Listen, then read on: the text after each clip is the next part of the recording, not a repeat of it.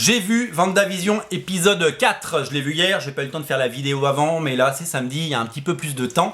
Et nous allons en parler, vous avez d'ailleurs peut-être eu le temps de le voir, parce que ça sort le vendredi, vous le savez, et que le but est de regarder ces émissions une fois que vous avez vu l'épisode. Hein. Spoiler, je le mets dans le titre parce que j'ai pas envie d'être taxé de spoiler. C'est vraiment pour en discuter ensemble une fois que vous l'avez vu. Alors, épisode 4. Un épisode 4, je rappelle les faits. Les deux premiers épisodes me sont tombés des bras parce que j'ai trouvé l'exercice de style raté, tout simplement. J'ai compris ce qu'il voulait faire, c'est juste que j'ai pas du tout apprécié, je me suis ennuyé. J'ai regardé ma montre, mon téléphone, chose que je ne fais jamais. C'était prétentieux et... c'est genre, ah ouais, on va faire de l'indé alors qu'on est Marvel Studios. Non, ça n'allait pas. C'était juste un parti pris scénaristique bof. Surtout pour lancer la phase 4, surtout après un an de frustration. Parce qu'en fait, depuis Avengers Endgame, on n'a pas eu grand chose à se mettre sous la dent. Il y a eu un affreux Spider-Man Far From Home qui était irregardable. Mais on a envie d'avoir du super-héros, des Avengers, et le fait d'en faire... c'est voulu ce qu'ils ont fait, hein.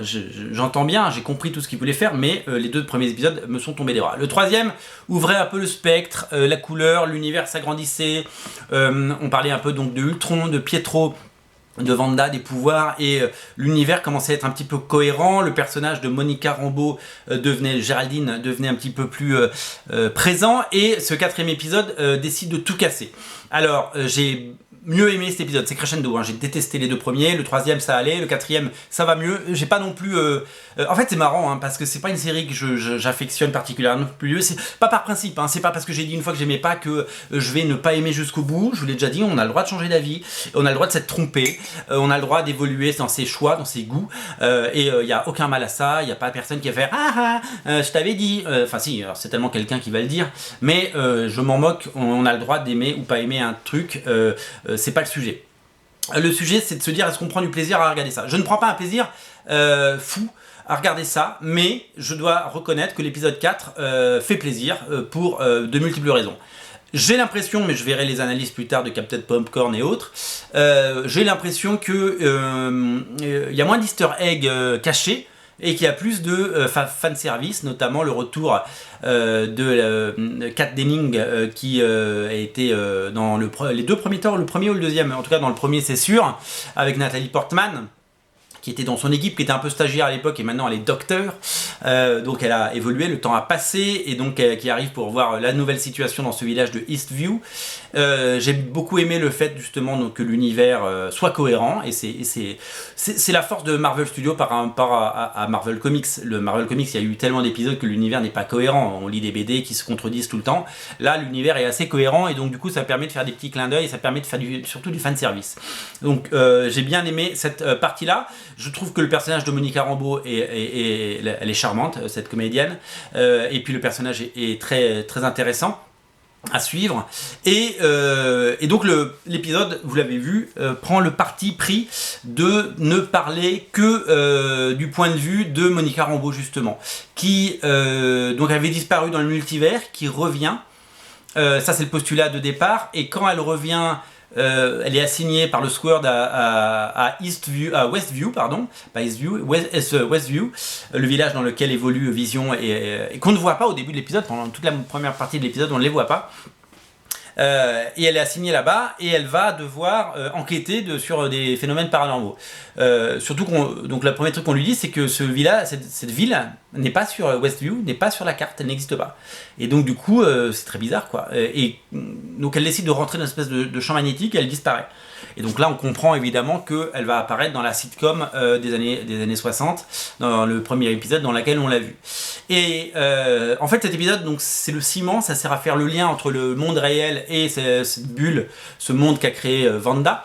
Donc ça lui donne un corps à ce monde, parce que là pour le moment c'était très bizarre de voir ce monde, on ne savait pas où est-ce qu'il évoluait, est-ce que c'était dans la tête de Wanda, est-ce que c'était dans le monde réel, pourquoi était Vision là? Il y a quelqu'un qui dit mais Vision il est mort, pourquoi il est là? Donc voilà, ils regardent à travers un écran les épisodes, puisqu'ils arrivent à capter ce signal, et donc du coup c'est assez voilà, c'est une espèce c'est assez méta, et donc on revit les 3 premiers épisodes, mais du point de vue du monde extérieur. Et donc du coup on comprend pourquoi il y a l'apiculteur, on comprend évidemment que l'hélicoptère rouge c'était un drone, etc. etc. Donc évidemment ça, on gagne en cohérence, mais moi j'ai trouvé que du coup, j'ai un peu l'impression, alors évidemment tout a été écrit avant et tout a été pensé, mais on a eu 3 épisodes très mystérieux et d'un coup, hop, plus de mystère. C'est-à-dire que en gros, il nous mâche un tout petit peu le travail. Moi, j'aime bien comprendre les choses, c'est une évidence, mais j'aime pas qu'on me dise oui, mais je suis le méchant et je vais te donner mon plan. Il faut un peu deviner les choses. Là, on ne devine plus rien parce qu'il nous montre tout. C'est le seul défaut, si vous voulez, que je ferai sur cet épisode, qui ne m'a pas passionné, mais qui m'a beaucoup plus fait plaisir. Et on sent que ça va monter en puissance. On sait que donc ça se passe dans l'univers des Avengers, l'univers Marvel, dans le MCU, et on sait que on va y avoir d'autres interactions parce qu'il y a eu des rumeurs sur le net. Je vais pas vous spoiler les rumeurs parce que je vous spoil déjà l'épisode. Il suffit d'aller traîner sur les internets pour voir un petit peu certains personnages devraient faire leur apparition, mais tout ça est cohérent et on a hâte d'avoir un vrai beau caméo, bien entendu, et de comprendre tout ça.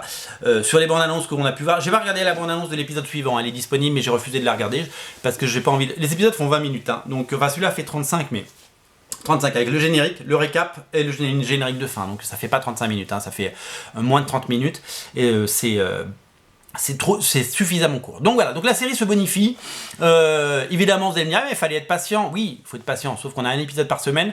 Et je rejoins, je crois que c'est Captain Popcorn qui a dit ça, qui a dit ce serait bien d'avoir 2 épisodes par semaine pour s'en mettre un tout petit peu plus sous la dent. Ceux qui regarderont les 9 d'un coup n'auront pas cette douleur, mais en gros, bon, je pense que je reverrai jamais Vendavision, ou alors je verrai avec mon fils, mais rien que l'idée de me retaper les 2 premiers épisodes, ça me rend malade, et revivre les 2 premiers épisodes à travers un écran dans le 4e, ça m'a foutu de l'urticaire. Donc voilà, donc clairement je ne suis pas du tout à l'aise avec tout ça, et j'ai vraiment voilà, j'ai pas aimé, j'ai rejeté totalement ces 2 premiers épisodes parce que j'ai trouvé ça raté, tout simplement raté. Voilà, mais c'est mon choix, c'est mon avis, et peut-être qu'un jour je changerai parce que peut-être qu'un jour je vais grandir, vieillir et je serai sage, j'aurai de la barbe et des poils blancs. Merde. Et que tout ça rentrera dans l'ordre. En tout cas, voilà, ça va ouvrir l'univers étendu, ça va être une porte d'entrée vers cette 4e phase qu'on attend, puisque, vous le savez peut-être, dès le dernier épisode de Vendavision, la semaine d'après, il y aura le premier épisode du Faucon et du Soldat de l'Hiver. Donc on va se régaler avec cette série qui va nous donner un peu d'Avengers en attendant de pouvoir remettre un pied dans une salle de cinéma.